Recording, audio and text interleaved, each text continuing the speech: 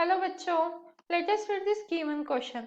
So the given question says that two copper blocks of masses m1, m2 and m3 kg respectively are brought into thermal contact till they reach equilibrium. Before contact they were at T1, T2, T3.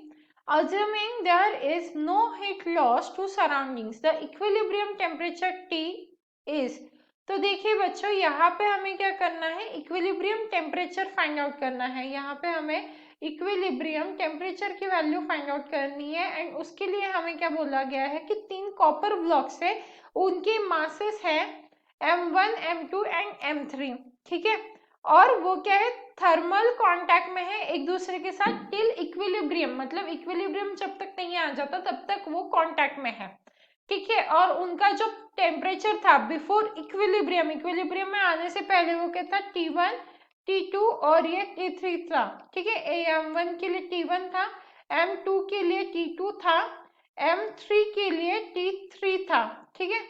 और इन सब के बाद क्या हो गया, वो तो equilibrium में आ गए।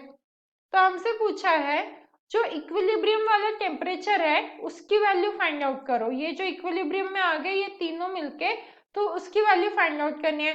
अब इसकी वैल्यू इजीली हम फाइंड आउट कर सकते हैं। इसका फॉर्मूला होता है हमारा m1, उसके साथ उसका टेम्परेचर मतलब T1, प्लस m2 उसके साथ उसका टेम्परेचर मतलब T2, तो ये m2 T2 हो जाएगा, प्लस m3 उसके साथ उसका टेम्परेचर T3, तो ये m3 और ये हो गया T3 डिवाइडेड बाय सबके मासेस, तो ये m1 plus m2 plus m3।